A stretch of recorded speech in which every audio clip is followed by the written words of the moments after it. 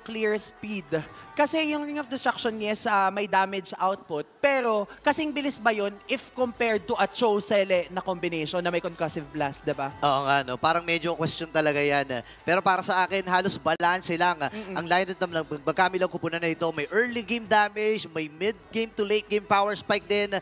With those heroes na meron sila ngayon, ang tataas din ng clear wave. Yung Selena kasi, samahan mo lang ng clear wave yan. Kunyari, high loss. Perfect diba? na. Yung Cho. aurahan lang niya yung gitna. Malaking tulong na talaga. Ba't hindi itong laban na to, ha? And I think ang beauty ng Sele sa lineup, instant purify na yung gold pati yung mid. Legends! So wala nang mobility spell with the flicker. Oh, tsaka ano dito, parang pwede niya salubungin ng arrow. Yes. Yung naka-ejector na jawhead. Ay. Viable target ka na Pero nun hindi. kasi mapapahinto ka. Pero tingnan natin kung anong mangyari dito sa ating game. So paunahan na naman to ng mga junglers. James Banks versus Saida. Grabe, hindi pa rin ako makapaniwala. Nakikita ko sa MPL Philippines yung pangalan ni James Panks. Correct. 'Di ba? For sure maraming mga fan ng ni James Panks na nag-aabang talaga ngayon na makita siya dito sa professional stage.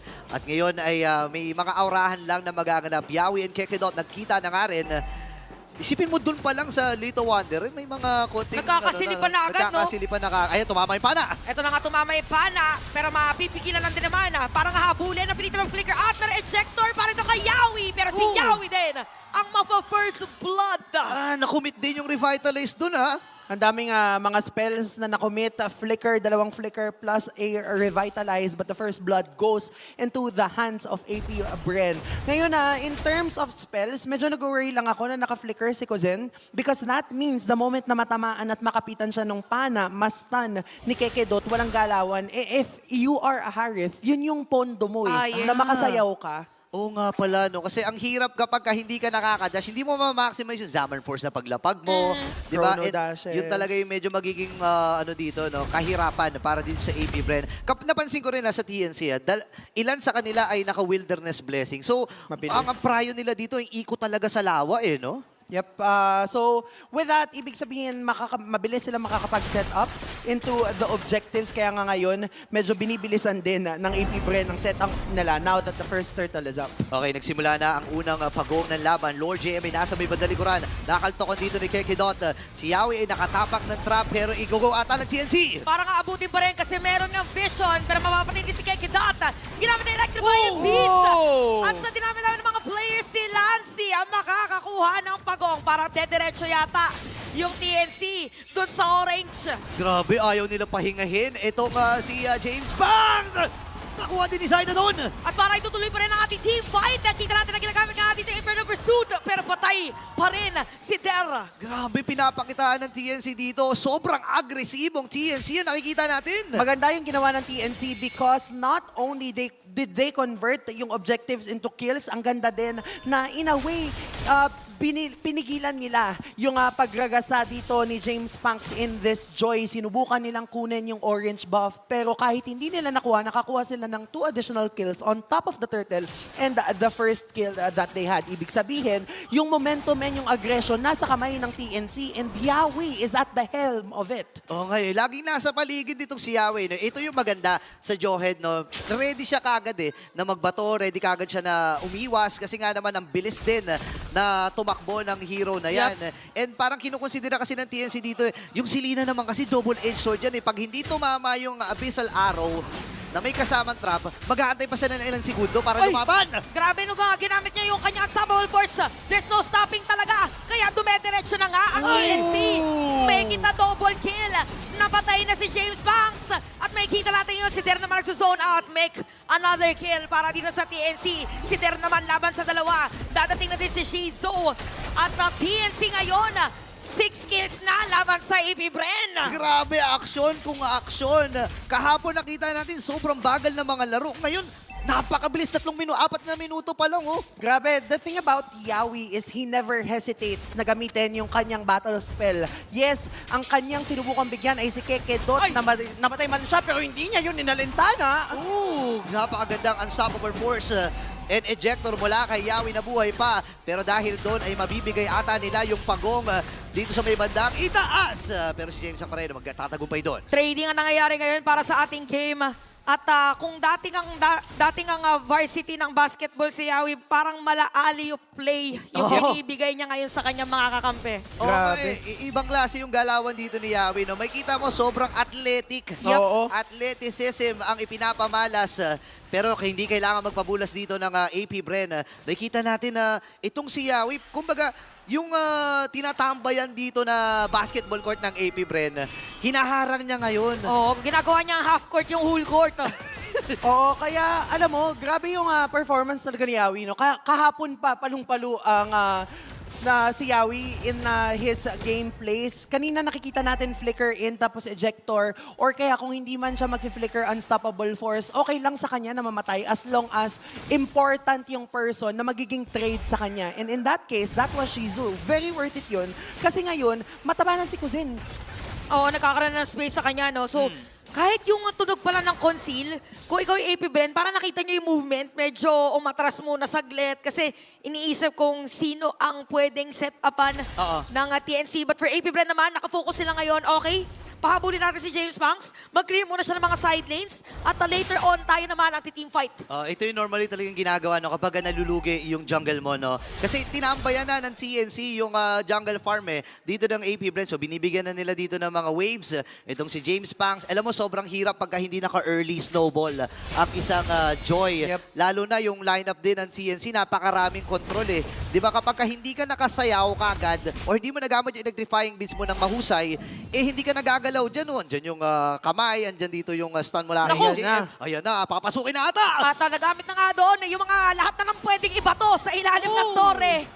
Unstoppable for Zaida sa dati niyang kalaban from MDL. And yun din yung gusto kong banggitin kanina pa, di ba? No, nagsisimula pa lang tayo, na ang worry ko for Ajoy, isang beses lang nakiklense yung ailment na kayang idulot sa kanya. Kaya with that badang, nasuntok siya ng nasuntok, tapos nag-cooldown na yung electrifying beast. Eto na lahat na ng mga skill ng salo ni Yawi, pero may bawi yata sila. Ginamit yung Glorious Pathway, dadating na si Lancy, may mailalatag pa, napakagandang Deadly Grass, at ginamit pa nga yung Fist Break. Flicker out ang dalawang players from AP Bren. Buti nilang hindi tinamaan si Shizu doon. Pero sa kabilang panig naman ng mapa ay nakakuha na ng Torre itong si Zaida. Ang ganda ng mga plays na pinapamalas dito ng TNC.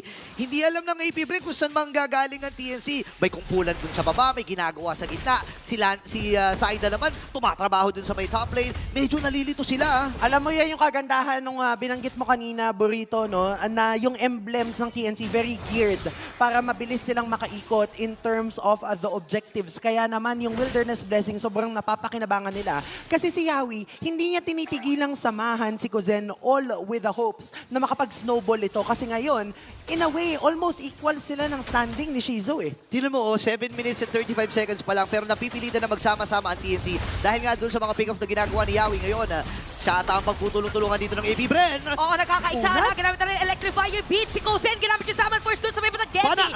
Makunat ng mga players at ito nakapatay na si Dera. Si Zaida, humahabol na rin.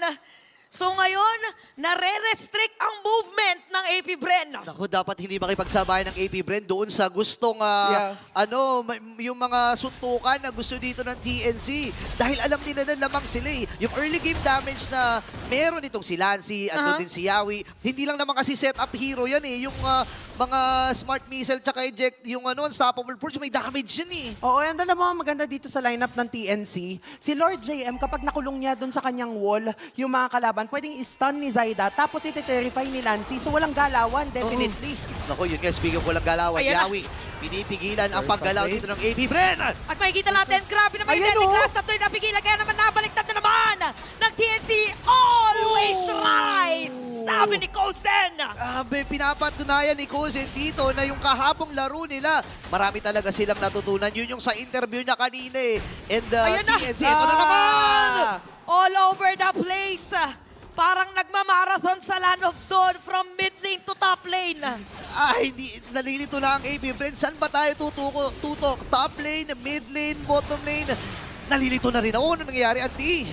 Grabe. ang bilis ng pinapakita ngayon ng TNC Pro Team. Auntie. Na parang totoo na nagmamarathon sila. Kung papansinin natin, sinubukan nilang bigyan si Yawi, but because may flicker si Yawi, na sayang lahat ng resources na meron sila. And ito yung binabanggit ko. Kapag nag-chain yung crowd control na meron, yung TNC Pro Team, started by Lord JM, hindi makakagalaw yung AP Bren. Di ba? Ang hirap ng galawan dito. Sino? Tsaka parang sinasalo lang ng fist break, yung Glorious Pathway, edi may konting pushback. Oo. Aabangan na nila si Latag, Deadly Grasp. Di ba Yun tatlo yung nga. tinamaan kanina? Grabe, Tapos no? gaganong-ganon O parang, sila. asan ako? Sino ako? Hop! Asan ako? Sino ako? Nandito sila sa may middle lane. Hop. TNC makakasira ng Torre dyan. Take note that they have the Lord sa may top lane. Then 8K na ang goal din ng TNC dito. Mabuti na lang, meron pang ang sabog doon sa may bandang gitna. Pero yung next wave na Pipilit. dala-dala ng TNC. Ipo-force ata nito, Yawi. Naka-ready na for an ejector, pero tumamay pa na. Tinamaan ang anapana din si Kozen. Meron pag slow sa kanilang movement.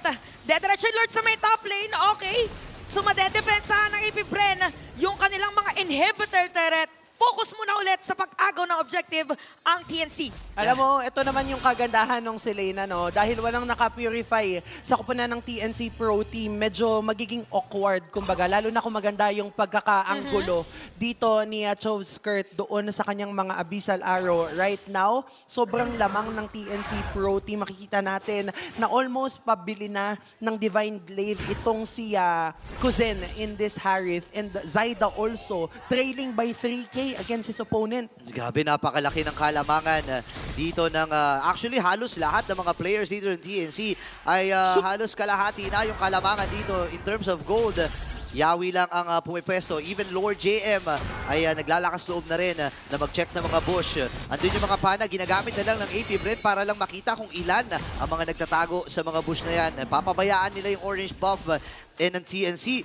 Alam nila kumbaga hindi nila ipipilit to kasi 40 seconds nga naman, yung objective ay lalabas na. Oo, tsaka ano dito, parang nagiging maingat din sila kasi alam nila yung potential ng scaling ng damage nung Granger. Correct. Later on, ang daming pang face check. May arrow ka na, may Death Sonata ka pa. Oo, puro linear yung yung damage dito ng AP Bren. Nakagandahan naman para sa TNC dito.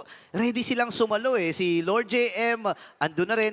Kung titingnan natin in terms of items, sobrang kunat na rin yan. Hindi ko, nag-wonder ako kung ilan na yung stock ng Thunderbelt niyan. Kasi sa lahat ng mga players sa MLBB, yan ang may pinakamabilis mag-stock ng Thunderbelt, di ba? Oo, and sobrang duga din ng Thunderbelt kasi walang cap yung Oo. stocks na meron siya. So, habang humahaba yung laro, humahaba lang din yung capability ng Thunderbelt na mag-keep up ng stocks. And now, the second Lord is up.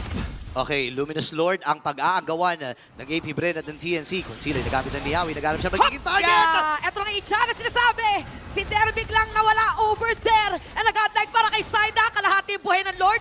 Merong knock-up at pinipigilan nilang pumasok ngayon ng mga players na AP Bren. Papalagpak. Merong reset na mangyayari. Chop skirt. And even the players of Very Hinawakan Bren ng TNC. ay naka-ready na. Napatay si Yawi, pero sa may bandang likod, nakakuha naman ang Lord si Saida. Itutuloy nila to nagamit yung 5 beats, pero si James Park ay makakatakas din. Mabuti na lang inatamaan ng pala itong si Lord JM. Jovskar and the rest of AP Bren ay kailangan na talaga Nahabol! ng pero hinahabol pa ni Zaida! Another player from MTL saying hello sa kakarating naman sa MPL. Welcome to the MPL. Yan ang pinakita ni Zaida. Tapos off-cam kill coming from Kuzen. Mukha ito na nga yata inaantay for the side of TNC. Walang dedepensa para sa side ng AP Bren kundi si Chop Skirt. And game 1 will go to TNC Pro Team.